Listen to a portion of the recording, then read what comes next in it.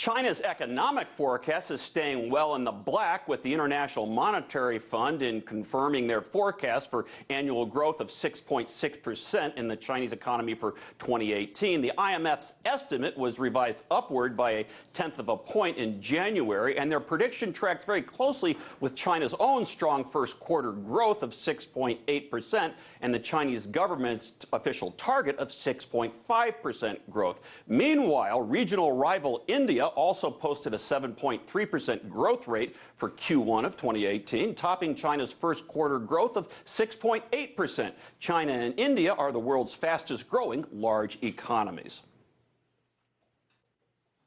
And speaking of China, President Xi Jinping of China has already impressed many earlier this year by being made the most powerful Chinese leader in decades, and now he is set to build a digital city of enormous proportions. RT correspondent Caleb Maupin joins us with more. Caleb, thank you. Really appreciate your expertise. You are our in-house China expert, and we really appreciate you talking about this, which is a fun story, but it also has real important business implications for China. Tell all the BoomBusters what's going on.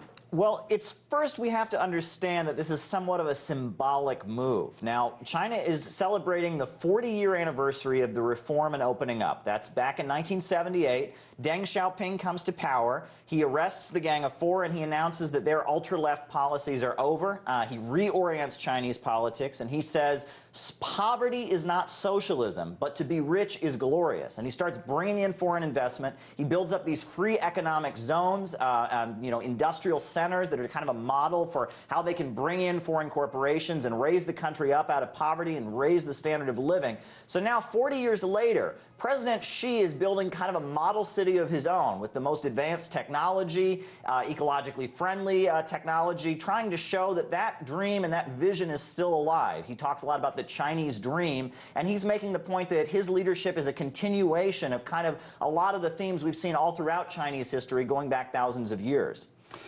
You mentioned the cities that started up. Shenzhen was one, and there were some rocky roads at the beginning with some of these cities. It turned out okay for them, but there is some sort of fits and starts as they're going right now.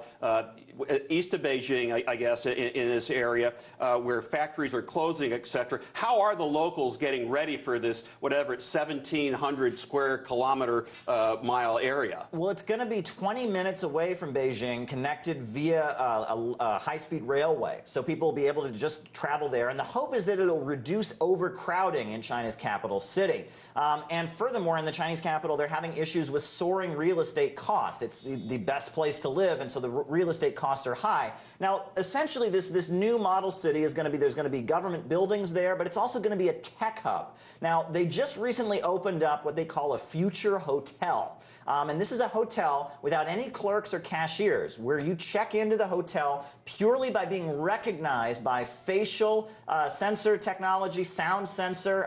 It's really a hub of the future, a lot of technology. Now, it's also going to be 100% clean energy, and they're going to be bringing in and trying to bring in a lot of manufacturing and different factories and stuff, but it will only be low carbon emission factories. They're not going to have any high polluting factories there. They want it to be kind of a model of what they call sustainable development. I read that they aren't going to allow these the big pollution cars, etc., the facial recognition. But it seems to me that some of these big companies that are going there, like Alibaba, China Mobile, Tencent, they're there because they want to be supportive. But there's a different dynamic in a communist country.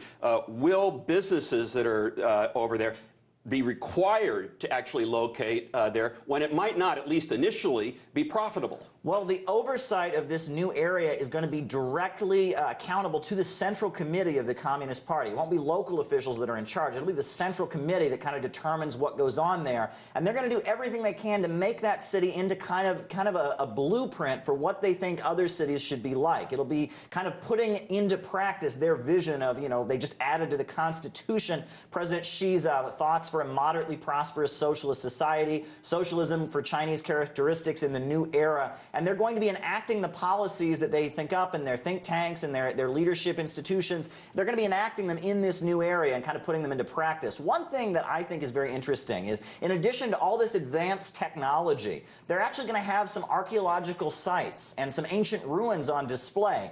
And this is the Chinese Communist Party basically making the point that even though they're modern, even though they're funding artificial intelligence research and all kinds of R&D, looking into advancing technology, they see themselves really as a continuation of an ancient civilization, and that the Chinese dream is something that goes back way, way further, and that this is just a very powerful civilization, you know, asserting itself and reasserting itself via the Chinese dream. It's fascinating, amazing stuff. Caleb Maupin, we so much appreciate when you're with us. It's always great to have you. Always a pleasure. Thank